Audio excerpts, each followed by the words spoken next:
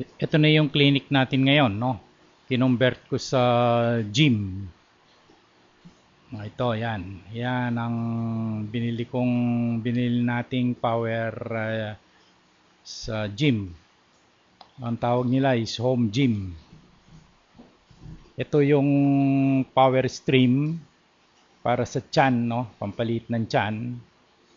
Tapos ito naman yung stationary bike. Ito naman yung home gym. Yan. Ayan. Yan, kompleto yan. Kahit na hindi ka na bumili ng dumbbells tsaka mga barbells, ito na lang ang gagamitin.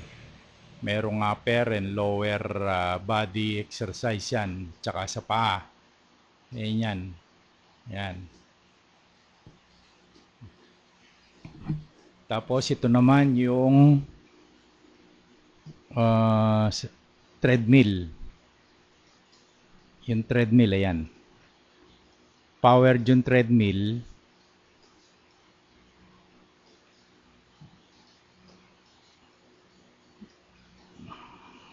May speed. Tapos yung nakikita nyo parang maliit na anong yun ang tinatawag nilang ano bang tawag dito? Yung rollers yan eh.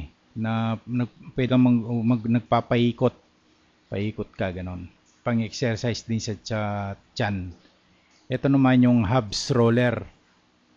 Yan. Yan ang hubs roller para sa tiyan din yan. No? Kasama yan nung ano, home gym natin. Yan. Yan ang home gym. Yan. Tapos ito naman, uli, ito yung masarap para sa tiyan yan eh. Pampalit ng tiyan. Yan na yung ano ngayon, gym ng natin, yung dating clinic. Ito yung table naman, at saka yung computer yan. Yan yan.